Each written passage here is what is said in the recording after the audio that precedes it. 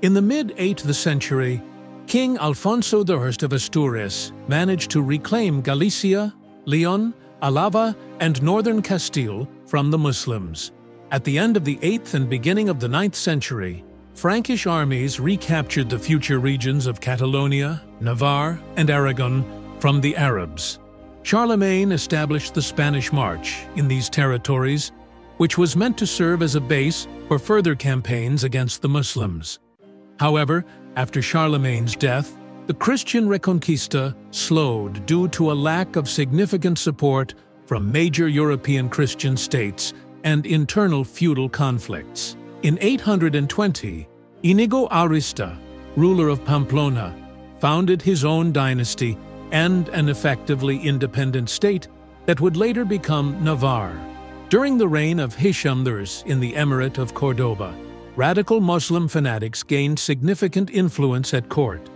They urged the emir to persecute Christians, renegades, and mu'allads, Muslim converts of non-Arab origin. These actions, along with those of some of his successors, sparked a series of uprisings which resulted in parts of Catalonia, Malaga, and Granada becoming independent from the Cordoban emirs. However, due to the lack of unity among the rebels, the resistance was eventually crushed. In 912, the energetic and warlike al-Rahman III became the Emir of Córdoba. His well-trained army of 20,000 soldiers, composed of mercenaries and slaves, allowed him to remain independent of the local aristocracy's militias. al-Rahman III launched a series of successful campaigns against the fragmented Christian kingdoms in the Pyrenees, and in 924, he even captured Pamplona.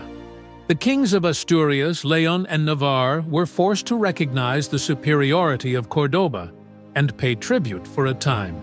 al-Rahman III was equally successful in quelling internal opposition and reasserting control over cities like Zaragoza and Tarragona. These achievements prompted the Umayyad ruler to declare himself caliph in 929. He went on to conquer the northern Maghreb, becoming one of the most powerful rulers of his time.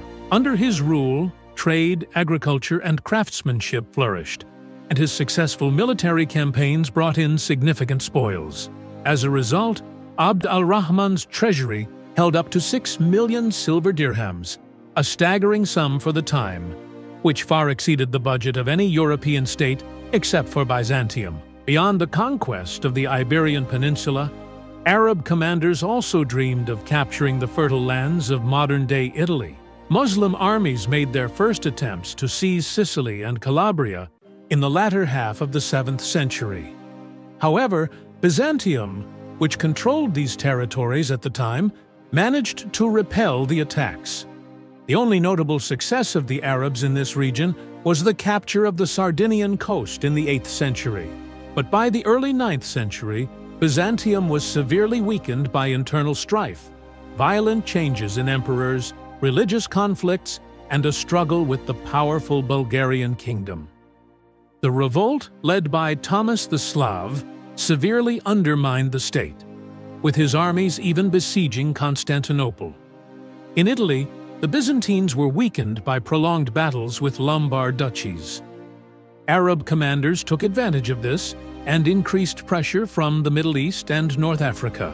In 826, there was a rebellion in Sicily by the Byzantine fleet commander Euphemius, who sought help from the emir of Ifriqiya, Ziyadat Allah.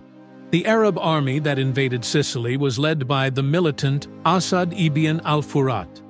In 827, he landed a strong army and began to defeat the smaller Byzantine garrisons. By 831, he had conquered half of Sicily and captured the island's largest city, Palermo. From 840 to 847, the Arabs managed to take Calabria and Apulia, establishing their rule there.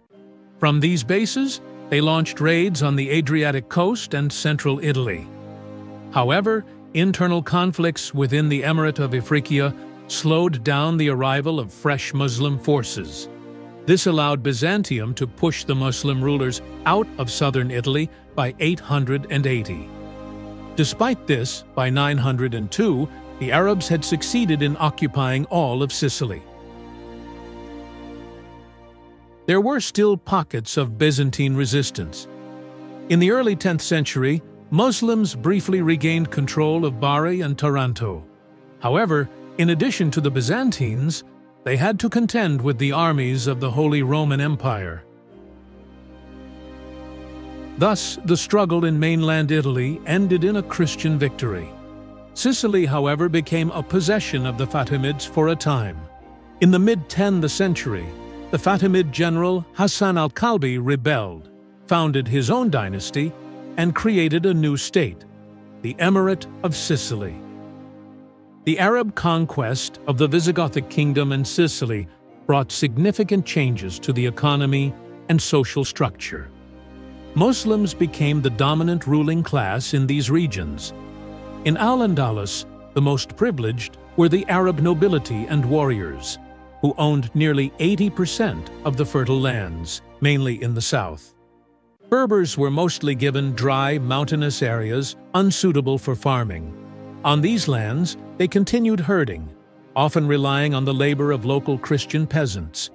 By the end of the 8th century, almost 80% of the population was Christian, and they had lost nearly all of their land. Most Muslim rulers of Al-Andalus pursued a policy of soft Islamization.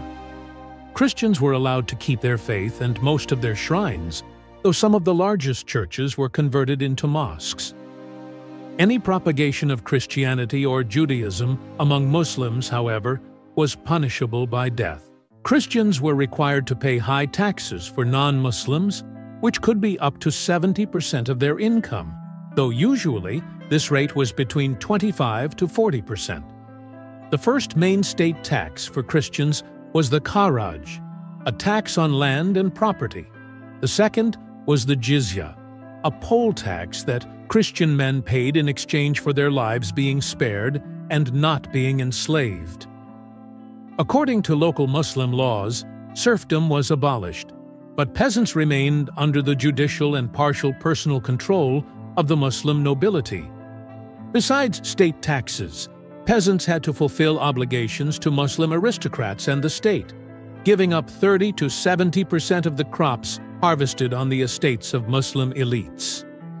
Christian urban and rural communities had some autonomy and their own lowest-level courts. However, if the offender or victim was Muslim, or if the case involved murder, religious propaganda, or other serious offenses, it was transferred to the Muslim judge, or qadi. In such courts, the testimony of a Muslim witness held more weight than that of multiple Christians.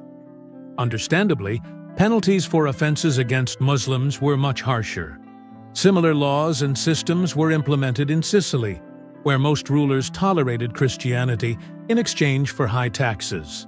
However, under the Fatimid rule, Sicilian Christians faced persecution, and religious services were banned, along with other expressions of their faith. The status of slaves changed significantly because Islam prohibited slavery for Muslims. As a result, most slaves in the Visigothic kingdom converted to Islam and became free. Meanwhile, the conquerors turned prisoners of war and residents of regions that resisted into slaves. Often, this fate also befell the relatives of rebels or women who were favored by Muslim conquerors. By the 10th century, taxation, economic, and legal discrimination led about 20% of Christians to convert to Islam. These new converts, who abandoned their ancestral faith, customs, and language, were called renegades, apostates. Among them, a high proportion came from the nobility, who sought to preserve their land holdings. Shortly after the Arab conquest, even the Bishop of Seville converted to Islam. Former Christians who accepted Islam but retained some cultural traditions and their native language were called muwallads. Christians who retained their faith but adopted Arabic or a mixed language were known as mosarabs. Sometimes this term was used to describe children born to a Muslim father and Christian mother, or even the entire Christian population of Al-Andalus. In the lands conquered by Muslims that later became Spain and Portugal, Jews held a special status. On one hand, they also had to pay the kharaj and jizya, but on the other, their property was preserved, and they received certain tax privileges. Jews, Arab townsfolk, and former Christians made up the majority of the population in the largest cities of Al-Andalus. These groups engaged in crafts and trade, which flourished during the Córdoba Caliphate. Local merchants traveled along trade routes that extended as far as Kiev, Scandinavia, London, Byzantium, the Middle East, and Africa. During this time, the Córdoba Caliphate became a trading hub for all of Western and Central Europe. Ships from the north arrived with cargoes of timber, furs, fish, walrus tusks, and precious stones. From the east came spices, slaves, Damascus steel goods, and silk fabrics. The main export products were glass and metalware, ceramics, citrus fruits, ships, olive oil, and textiles. The dynamic growth of trade and crafts led to the rapid expansion of cities. In the 10th century, Córdoba and several cities in this state ranked among the largest in Europe. Economic prosperity, the patronage of some rulers, and the cultural and religious diversity fostered the development of science and Muslim theology. During the reign of Caliph al-Hakam II, the Córdoba Library was the richest in Europe, containing about 400,000 books and scrolls. Prominent Muslim scholars such as Ibn Abd Rabi, al-Razi, and Ibn al-Qutiyya worked in Al-Andalus. The wealth of Muslim rulers enabled them to build lavish palaces and grand mosques in the Moorish style. Architectural gems from this period include the Medina Azahara Palace complex and the Great Mosque of Córdoba. The conquest of southern Europe by Islamic armies occurred during a period of decline for early medieval states. The Umayyad Caliphate succeeded in capturing almost all of what is now Spain and Portugal. Later, Arab commanders seized parts of southern Italy. The conquerors brought their culture, customs, and order to these regions. The Arab states in these lands generally pursued a policy of soft discrimination against Christians, encouraging them to convert to Islam through high taxes and other means. However, local Christian resistance continued, eventually leading to the Reconquista, which ultimately resulted in the downfall of these Muslim states. Later, Arab commanders seized parts of southern Italy. The conquerors brought their culture, customs, and order to these regions. The Arab states in these lands